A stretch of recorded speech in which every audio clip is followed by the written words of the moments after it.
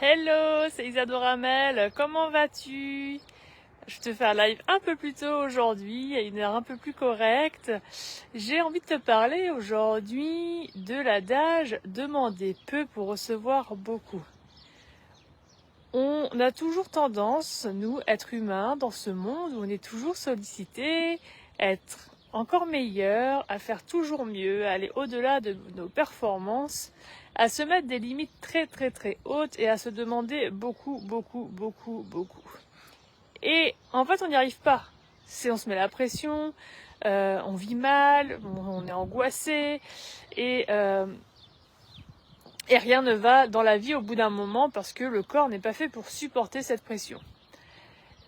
Cet adage demander peu pour recevoir beaucoup, il est très connu dans le monde de l'équitation et je pense aussi dans le monde de l'éducation animalière en général, où en fait on va demander peu à l'animal et dès qu'il arrive à faire un pas, qu'il a connaissance de l'exercice demandé et qu'il arrive à le faire, même si c'est juste un pas, une foulée, on va arrêter la séance et le remercier, le récompenser du petit pas qu'il a fait et vraiment en fait acquiescer que ce qu'il a fait, la réponse qu'il a donnée, c'est ce qu'on attendait de lui. Et pour nous les hommes en fait, au lieu de se contenter d'une petite foulée, d'un petit pas, tout de suite on va demander à en faire 50. Et quand on a réussi à faire les 50, qu'on est essoufflé et qu'on n'en peut plus, là on va se dire, bah tiens, est-ce que tu pourrais pas encore en faire 20 de plus? Et hop, allez, on en refait 20 de plus. Et au bout d'un moment, on se met en échec. Donc, on prend mal les choses et au bout d'un moment, on abandonne. Que ça soit dans le sport ou en fait dans le quotidien. Alors que si tu prends les choses à l'inverse et que comme pour l'éducation des chevaux ou des autres animaux, à chaque fois que tu fais un petit pas, tu te célèbres. Tu as une petite chose à faire, tu as réussi on va dire l'exercice de la vie, tu as brillamment compris la leçon, tu as fait ce que il t'était demandé de faire par l'univers, le cosmos, ton intuition, ton âme. Célèbre-toi. Arrête là, célèbre-toi, fais une pause. Ça sert à rien d'aller au-delà.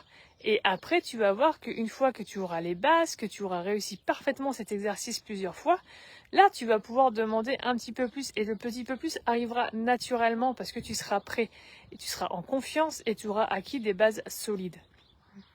Ça sert absolument à rien d'en demander beaucoup. Alors, bien évidemment, tu peux te challenger de temps en temps, très rarement, pour voir jusqu'où tu peux aller. Mais ça reste un challenge temporaire, comme en sport. Une compétition, c'est pas tous les jours. Une compétition, c'est une fois de temps en temps pour voir où tu en es. Mais c'est uniquement une fois que tu as appris les bases. Et d'ailleurs, en spiritualité, tu n'as pas besoin de te challenger parce que l'univers le fera. C'est comme des tests qu'ils te font passer quand tu as réussi les exercices, que tu as compris les leçons, que tu avances, tu as comme des examens en fait dans la scolarité qui demandent après à passer au niveau supérieur. Et on recommence petit pas par petit pas et hop, à un moment tu as un test final. Et tu passes au niveau supérieur. C'est un petit peu la Terre, c'est l'école de la vie.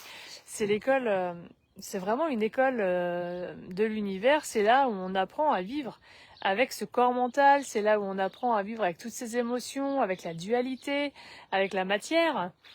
Et voilà, pour réussir, mais exerce-toi chaque jour, un pas après l'autre, une petite chose après une petite chose. Et n'oublie pas de te célébrer à chaque fois que tu réussis. Te célébrer, c'est ce qui va te faire gagner confiance et qui va te faire avoir envie d'aller au-delà et de continuer sur la trajectoire. Comme ça, tu vas pas te rendre compte du chemin traversé, tu vas pas te rendre compte de toute la distance que tu fais parce que tu vas t'en demander peu à chaque fois.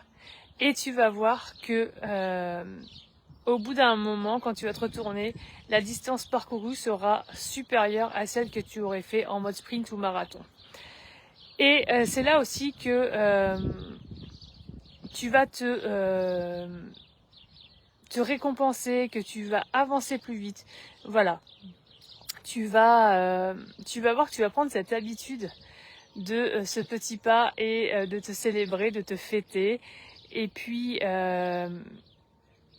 tu commenceras à recevoir beaucoup plus.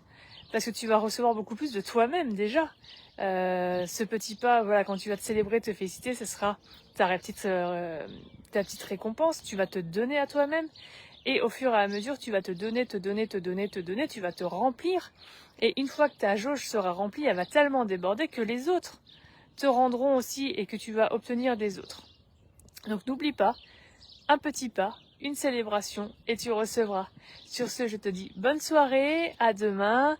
Je te laisse liker, commenter, partager cette vidéo, me dire où tu en es toi dans ces défis de la vie, si tu arrives à faire petit pas par petit pas ou si tu es plutôt team, on y va à fond en mode marathon et au bout d'un moment, on arrête tout parce qu'on n'en peut plus.